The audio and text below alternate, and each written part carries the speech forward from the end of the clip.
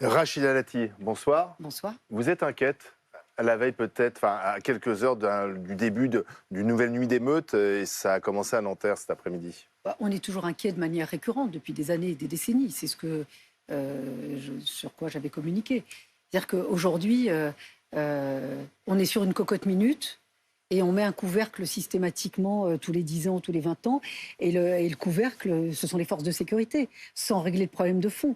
Parce qu'aujourd'hui, réduire ces émeutes, ces violences, cette tragédie, ce drame, parce que c'est un drame ce qui est arrivé au petit Naël, et c'est un drame aussi pour le policier, et c'est un drame pour l'institution. De la police. Et donc réduire ces drames et ces émeutes à un seul aspect sécuritaire, franchement, ça serait uniquement ça serait un arbre qui cache la forêt. C'est un sujet plus large, c'est un sujet d'intégration, pour ne pas dire d'inclusion, puisque les personnes concernées sont majoritairement de nationalité française, il faut quand même le dire, mais d'origine qui sont issues de l'immigration, qui sont socialement... Enfin, c'est des choses... Moi, j'ai connu, j'étais encore chez mes parents, les Minguettes, Vénissieux, Vaux-en-Velin. Rien n'a changé, en fait, Si, depuis 2005, bien sûr. Sinon, avant, je vais vous dire, il y a des choses qui ont changé. Sinon, je ne serais pas sur votre plateau, parce qu'il y a des plafonds de verre, vous avez la société est bloquée, donc la République m'a permis d'être sur votre plateau aujourd'hui aussi. Mais moi, je trouve que, moi, ce qui m'inquiète, je vais vous dire, c'est, on parle de tout, on parle du passé judiciaire de Naël, mais est-ce qu'on s'interroge? Il a 17 ans, il est juste un peu au-dessus de l'obligation scolaire. Ça a été quoi son parcours scolaire? Il est à 7h du matin. Il était en CAP, mais visiblement, il était absent. Non, mais monsieur Truchot, je vais vous dire. Moi, j'ai vécu les violences urbaines de 2005. Et d'ailleurs, avec Jean-Pierre Mignard, on a géré, si je puis me permettre l'expression, l'affaire Ziad Ebouna. C'était l'avocat des familles. Exactement. Et l'affaire, d'ailleurs, a été mieux, au fil de l'eau, traitée que l'affaire Adama Traoré, par exemple. Moi, je le dis, et j'assume en disant cela. Aujourd'hui, il y a quoi? Il y a le problème de l'école et la formation. L'école et la formation, c'est-à-dire qu'il y a le problème de la justice des mineurs et des institutions qui vont avec. Et puis, il y a aussi la politique de peuplement. On appelle ça des quartiers populaires. Qu'ont-ils de populaires? Ce sont des quartiers de relégation. Majoritairement, même pour les gens qui vont bien, ce sont des quartiers de relégation. Et aujourd'hui, sur l'école, la formation, regardez sur l'école, moi j'ai toujours demandé que pour certains endroits, il y ait une école plus adaptée. C'est-à-dire qu'on est tellement obsédé par l'égalité que c'est l'égalitarisme, c'est du nivellement. On en voit le résultat. Il a 17 ans. Quel a été son parcours scolaire? Il a été placé en garde à vue il y a, la semaine dernière, avec une convocation au mois de septembre. Vous pensez que c'est ça la justice des mineurs? Nous, ce que nous avions créé... Il fallait tout de suite une réponse. Mais bien sûr, judiciaire. comme nous l'avions fait. À l'époque, qu'avions-nous fait? Suite justement à ces émeutes, on avait créé des... S'il y avait eu une réponse judiciaire, peut-être qu'il ne se serait pas trouvé dans cette voiture. Peut-être, mais on peut tout refaire avec des si. Voilà, c'est un drame, c'est une tragédie pour tout le monde, sinon tout le monde ne serait pas dans cet état-là et dans cet émoi. Mais moi, j'ai vu l'annonce de Gérald Darmanin, 40 000 policiers. On est en guerre civile, alors. Ouais, mais c'est pas la solution. C'est pas la solution. Non, mais ça veut dire qu'il va rajouter de la tension à la tension. Mais non, mais on met un couvercle. On met un couvercle. Oui, mais enfin, en 2005, on n'a pas mobilisé tout de suite beaucoup de policiers. Ça a duré 3 semaines. Mais on s'est emparé du sujet. On a créé des internats d'excellence que François Hollande a supprimés. Les centres éducatifs fermés, j'avais voulu fermer les quartiers mineurs en prison, centres éducatifs fermés avec formation obligatoire, culture obligatoire, prise en charge pédopsychiatrique. Non, pas avec ces spécificités. François Hollande a supprimé. La formation professionnelle. Quand vous êtes dans ces quartiers, oui, vous dites, ouais, CAP de quoi? Il va faire carrossier, puis soudeur, puis coiffure. Les formations les plus gratifiantes, les plus qualifiantes, elles bénéficient à des gens déjà assez riches. Oui, bac plus 3, je fais un bac plus 4. Non mais c'est un sujet de fond. Non mais vous allez me dire, oui mais là les émeutes. Ben oui, il faut que ça cesse. Mais alors justement, la justice, elle ne tarde pas, puisque là, le policier incriminé est passé en détention provisoire. Oui, mais moi, je vous dis... Le parquet avait réclamé sa mise en détention, de toute façon, et la justice a suivi. La justice, obligatoirement, elle est saisie après ce drame. Obligatoirement. C'est logique, le placement en détention provisoire. Moi, j'ai été magistrat et puis j'ai été juge d'instruction aussi. Les placements en détention, il y a différents critères. Voilà. Donc, le placement a dû répondre à certains critères. Le critère de l'ordre public? Alors, normalement, il n'existe plus. Non, mais ça peut être aussi une mesure, c'est une mesure de protection. Aussi. Le protéger lui? Oui, parce qu'il y a eu des appels aussi au lynchage à sa famille contre lui. Donc voilà. Mais là, je vais vous dire, on met Voilà, on remet 40 000 policiers. Voilà, on remet un couvercle. Il y a une situation à arrêter. On ne peut pas bien sûr, des mais jusqu'à bâtiments quand? Mais est-ce qu'on peut pas revoir l'école? J'avais dit, il faut des méthodes d'apprentissage adaptées pour certains territoires. C'est pas normal. C'est-à-dire que moi, est-ce que je suis maire du 7e arrondissement? Si vous saviez le nombre de familles qui m'écrivent pour inscrire des enfants dans le 7e ou dans d'autres arrondissements, parce que c'est plus tranquille que d'autres quartiers, effectivement. Et c'est pas une histoire d'effectifs, parce qu'on dit oui, on a divisé par 2 les effectifs par les classes. Mais voilà, politique de population. Vous avez raison. Vous avez dit le mot. Il faut mettre du logement social dans le 7e arrondissement. Mais le logement social dans le 7e arrondissement, mais monsieur, il y en a. Et mon seul souci, moi, pourquoi je m'oppose à la politique du logement social telle que la gauche le fait, telle que Mme Hidalgo le fait, c'est quoi? C'est qu'on fait du logement social pour du très défavorisé, on concentre les difficultés. Moi, j'en ai dans le 7e arrondissement, et certains vont être pourvus d'ailleurs à la rentrée. J'ai voulu une composition plus homogène, avec des classes moyennes, plus divers. Et c'est ça, mais ça demande une volonté politique pour le faire. Sinon, c'est de l'arithmétique. Voilà. Et moi, je veux vous dire... Emmanuel Macron, jusqu'à présent, n'avait pas été confronté à une telle crise dans les quartiers. Il a eu d'autres crises à gérer, Christophe Barbier, notamment la crise des Gilets jaunes. Il y a aussi, bien sûr, la contestation de la réforme des retraites. Et puis là, il doit affronter une crise... une crise profonde. Une crise profonde dans ces quartiers. Est-ce que Mais c'est une crise profonde, pardon, monsieur Truchot, mais c'est une crise profonde de cohésion. Mais si on fait le bilan des 6 ans d'Emmanuel Macron, est-ce que c'est des sujets qu'il a pris à bras le corps?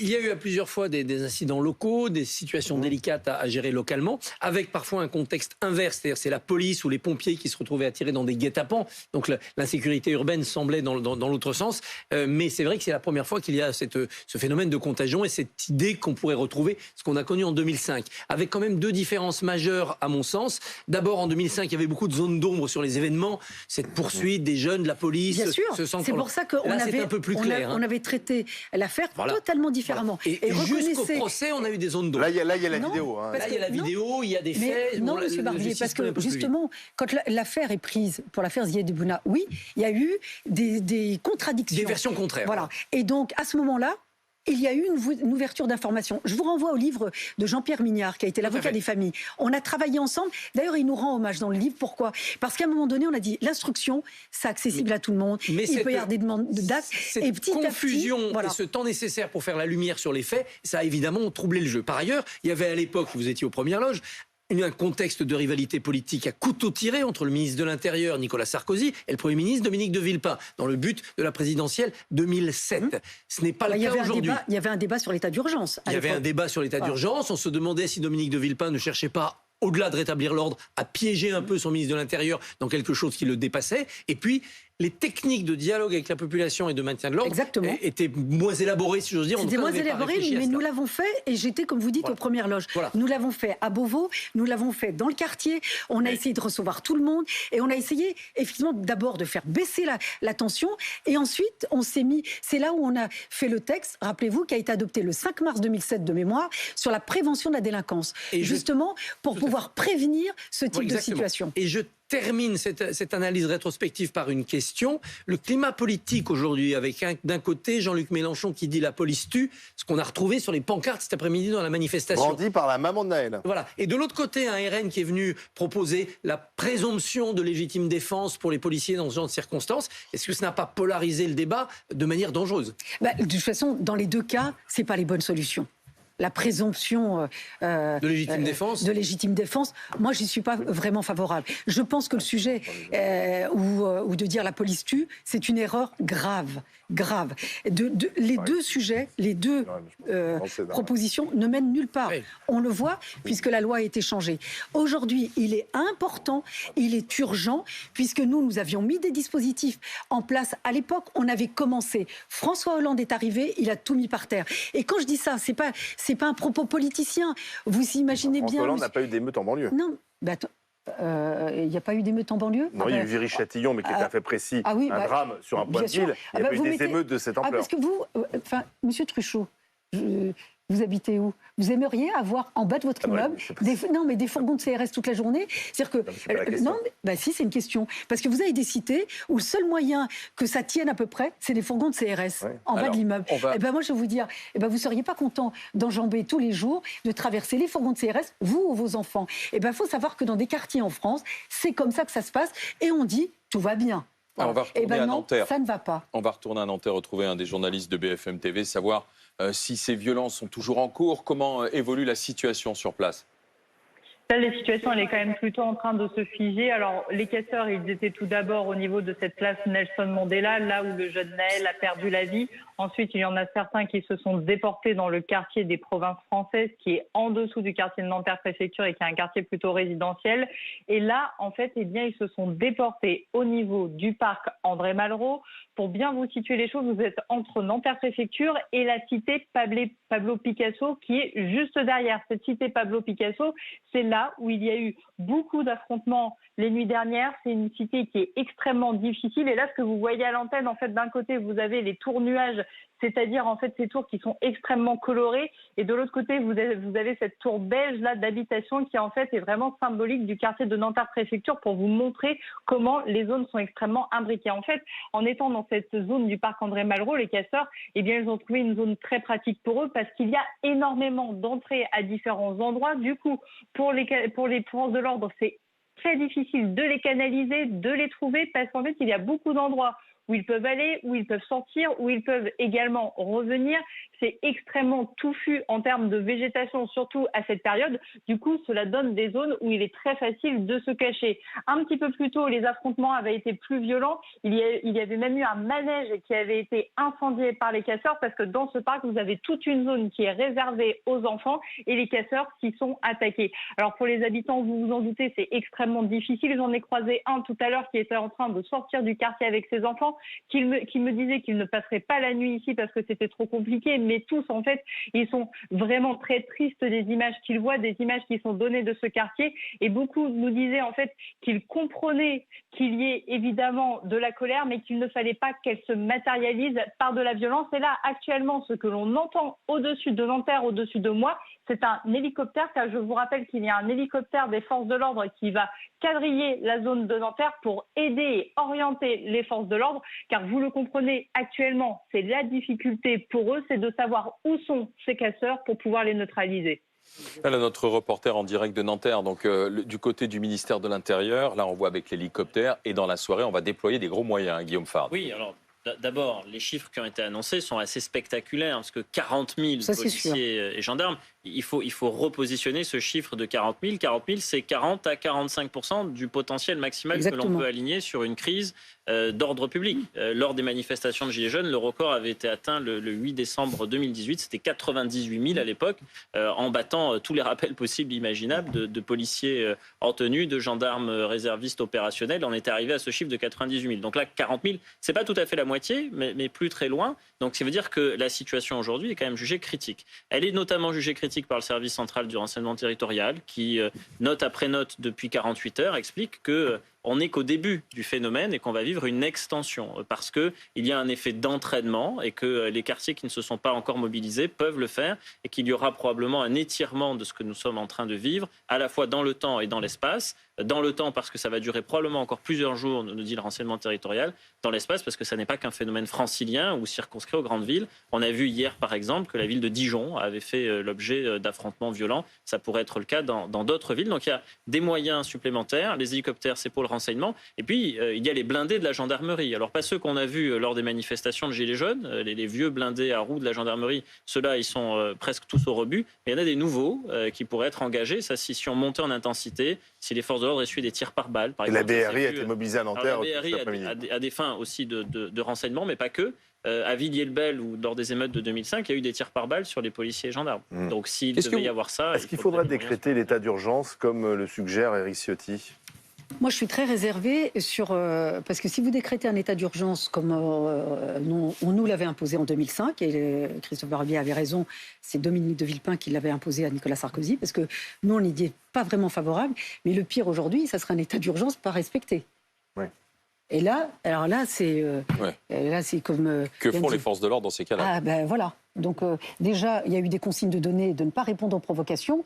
Donc si en plus vous avez un état d'urgence qui n'est pas respecté et qu'on dit qu'il ne faut pas répondre aux provocations, enfin, là il n'y a plus d'institutions. Ah ben là, après, il ne faut pas vous étonner qu'il y a un risque d'une alternance politique.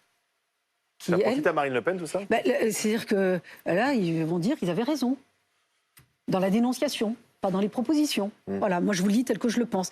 Mais moi, à chaque fois que je vois ces émeutes, ça me renvoie, parce que vous n'échappez pas à votre vie, à votre enfance, et on se dit, c'est un combat de tous les jours. Il faut effectivement réintégrer. Quand vous pensez que le logement social, regardez le taux d'occupation, c'est pour ça que je dis qu'il faut voir la politique de peuplement, c'est pratiquement que des gens immigrés ou d'origine immigrée. Enclave étrangère, qui font sécession, c'est ce que dit du côté d'Éric Zemmour. Non, mais d'accord, Éric Zemmour, pardon, ça se saurait s'il avait des solutions, ça se saurait. Mais ce sont moi je le dis, ce sont des quartiers de relégation, j'ai connu ça. Moi j'ai connu ça. Rappelez-vous, les Minguettes, Vaux-en-Velin. Voilà. Et pourtant, dans ces quartiers, on a fait un énorme effort sur le bâti. Toute l'Agence nationale de rénovation urbaine, c'est 20 ans. Combien Et d'ailleurs, ce que l'on voit de Nanterre, c'est aussi des quartiers à peu près en bon état matériel, avec des équipements. Il y a des chantiers d'ailleurs. Des chantiers, un grand théâtre, l'un des plus grands de France, etc. C'est donc la population qui n'a pas été traitée. Non. Monsieur Barbier, c'est bien de faire du bâtiment et de le repeindre en rose, puis le lendemain en vert, puis après... Combien de milliards? C'est pas que ça, c'est aussi beaucoup de choses efficientes. Non, parce que je sais, parce qu'il y a une icône intouchable qui est Jean-Louis Borloo avec l'ANRU et tout.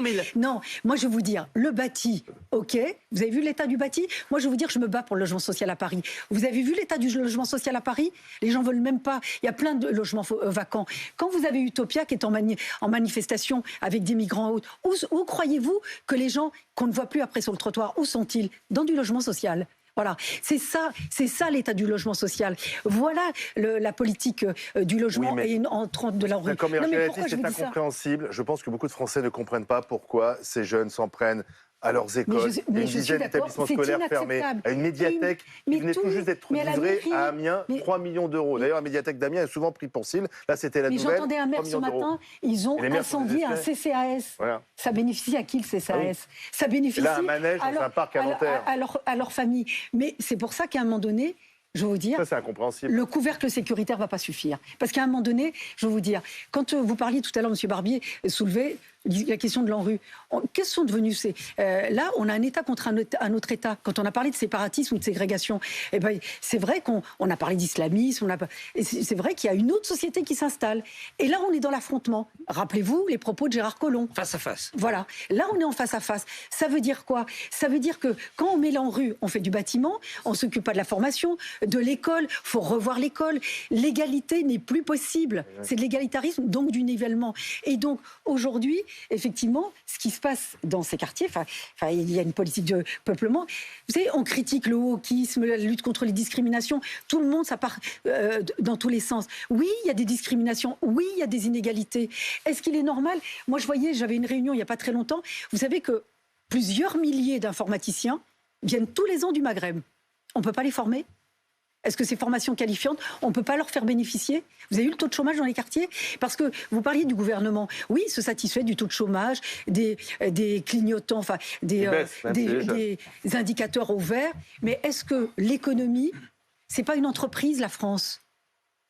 La France, c'est pas une entreprise. C'est pas avec un bilan et un compte de résultat.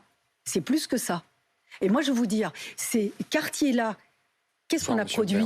Moi, j'ai vécu le début des SOS racisme, le droit à la différence. Le droit à la différence, ça a conduit au communautarisme. Ça a conduit à la radicalisation. Donc, il faut faire un grand effort d'intégration ou d'assimilation. D'inclusion. Il faut revoir la formation, il faut revoir l'école, il faut revoir la justice des mineurs, il faut mettre les institutions plus adaptées, pour ne pas dire différenciées. On avait attaqué Nicolas Sarkozy quand il avait parlé de discrimination positive. Mais appelons ça comme on veut, c'est réduire les inégalités. Il faut entendre qu'il y a des discriminations. Il faut entendre que le taux de chômage, il explose dans ces endroits. Et des gens bien, qui veulent juste aller à l'école, qui veulent juste avoir une formation et un métier. Mais là, ce type de profil, à 17 ans, 16 ans, ils ont fait soudeur, carrossier, coiffeur. Ça va où après? Ça finit dans un bolide à 7 h du matin, avec 2 autres mineurs. ça peut finir comme ça et dramatiquement. Guillaume Fard. Oui, des informations complémentaires. Outre la présence de l'hélicoptère et l'engagement de la brigade de recherche et d'intervention que nous avions déjà indiqué tout à l'heure, il y a également le RAID, le GIGN, le groupe d'intervention de la gendarmerie nationale, qui sont mobilisés avec des moyens techniques, des drones, des capacités d'interception en téléphonie. Pourquoi cela? Pour interpeller un maximum à Nanterre. Et cette stratégie, c'est la stratégie du ministère de l'Intérieur dans le cas particulier des manifestations à Nanterre, interpeller un maximum de fauteurs de troubles pour éviter évidemment qu'ils ne recommencent à passer à l'acte demain et les jours suivants. Merci Rachida Dati, maire du 7e arrondissement. Il y a juste un point que je voudrais dire. Il y a de plus en plus de refus d'obtempérer. Moi, j'aimerais savoir quelle est la politique pénale qui est applicable au refus d'obtempérer. Moi, quand j'étais garde des Sceaux ou même magistrat, il y a une politique pénale quand vous avez des actes de délinquance qui commencent à se massifier.